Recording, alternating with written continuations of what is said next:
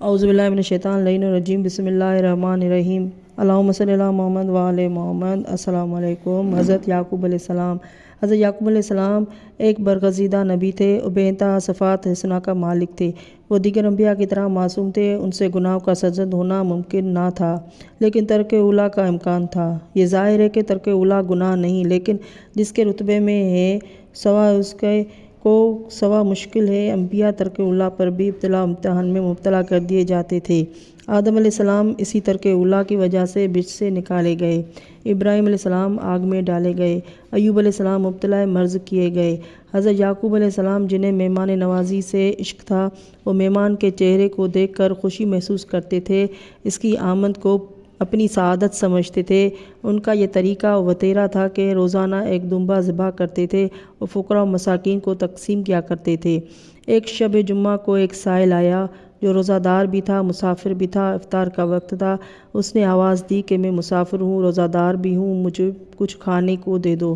اس کی آواز حضرت یعقوب علیہ السلام کے گھر میں پہنچی۔ سب نے سنی، لیکن شاید آواز میں تیزی و تازگی کی وجہ سے انہیں اس کے مستحق ہونے کا یقین نہ آیا اور انہوں نے کوئی توجہ نہ دی۔ وہ سائل اسی طرح بھوکا رات بھر عبادت کرتا رہا۔ جب صبح ہوئی تو خدا نے وحی کی، اے یعقوب، تم میرا بندہ رات بھر بھوکا پڑا رہا اور تم اور تمہارے بچے شکم سیر ہو کر آرام سے سوتے رہے۔ کھانا موجود تھا اور تم نے اسے نہیں دیا۔ سنو، میں اپنے اس نبی کو دوست رکھتا ہوں جو مسکینوں کو دوست رکھتا ہے۔ اب تم تیار ہو جاؤ میرے امتحان کے لیے۔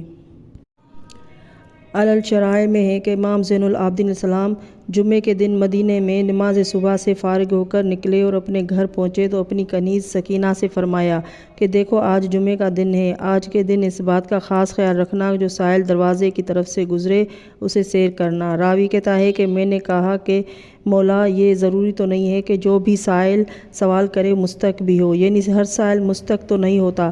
حضرت نے فرمایا کہ اس سے ڈرتا ہوں کہ کہیں کوئی سائل مستحق نظر انداز نہ ہو جائے، جس کے رد عمل میں اور میرے بچے اس طرح مبتلا ہو جائیں جس طرح حضرت یعقوب علیہ السلام نبی مبتلا ہوئے تھے۔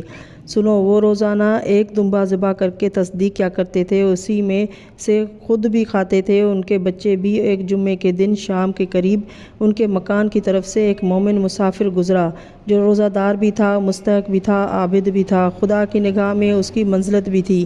اس نے روزہ کھولنے کے وقت آواز دی، اتہموا سائل غریب الجائع من فضل طعامکم، بھوکے غریب مسافر کو اپنے بچے ہوئے کھانے سے سیر کرو۔ یہی آواز اس نے کئی بار لگائی اور وہ لوگ سنتے رہے، لیکن اس خیال میں رہے کہ شاید مستحق نہ ہو، اس لیے توجہ نہ دی۔ جب وہ مایوس ہو گیا تو چلا گیا اور رات بھر بھوکا رہا اور صبح کو بلا کچھ کھائے ہوئے روزہ رکھ لیا اور خدا کی بارگاہ میں اپنی بھوک کی شکایت کی۔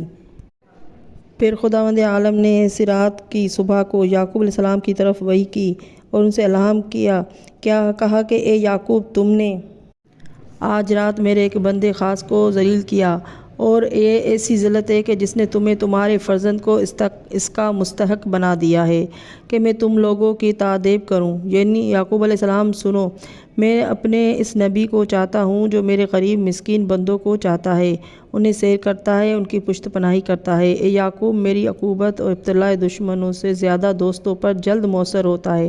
یہ ابتلاء بنظر کرم ہوا کرتا ہے، اور میں اپنے عزت و جلال کی قسم کھا کر کہتا ہوں کہ میں تم پر اور تمہارے بیٹے یوسف پر مصیبت نازل کروں گا۔ اب تم اس کے لیے تیار ہو جاؤ۔ اس وحی کا آنا تھا کہ حضرت یعقوب علیہ السلام تھرا گئے، معذرت کی، توبہ کی، غصے کے سب طریقے سے عذر خواہی کی، مگر قدرت کے تیور نہ بدلے۔ حضرت یعقوب علیہ السلام اسی تردد و فکر میں تھے کہ حضرت یوسف علیہ السلام دوڑے ہوئے آئے اور کہنے لگے کہ اے بابا، میں نے 11 ستاروں، سورج اور چاند کو خواب میں دیکھا ہے کہ یہ سب مجھے سجدہ کر رہے ہیں۔ قرآن مجید میں یہ واقعہ ہے ماہ رجب کی اسی شب جمعہ کی صبح کا، جس شب حضرت یعقوب علیہ السلام آسودہ اور سائل بھوکا سویا تھا۔ حضرت یعقوب علیہ السلام نے یوسف علیہ السلام کو گلے لگا لیا، منہ چوما، پیار کیا اور کہا، یا بنی القصص رؤیاک علی اخوتک، اے بیٹا دیکھو، خبردار اپنا خواب اپنے بھائیوں سے نہ دہرانا، ورنہ وہ لوگ تمہارے لیے مکاری کی تدبیر کرنے لگیں گے۔ اس میں شک ہی نہیں ہے کہ شیطان آدمی کا کھلا ہوا دشمن ہے، اور جو تم نے دیکھا ہے ایسا ہی ہوگا۔ تمہارا پروردگار تم کو برگزیدہ کرے گا اور تمہیں خوابوں کی تعبیر سکھائے گا، اور جس طرح اس سے پہلے تمہارے دادا ابراہیم اور اسحاق علیہ السلام پر اپنی نعمت پوری کر چکا ہے، اسی طرح تم پر اور یعقوب علیہ السلام کی اولاد پر اپنی نعمت پوری کرے گا۔ بے شک تمہارا پروردگار بڑا واقف کار حکیم ہے۔ سورہ یوسف میں ہے۔ اللہم صلی علی محمد و آل محمد۔ ناظرین، میری ویڈیو اچھی لگے تو لائک اور سبسکرائب کر لے اور لائک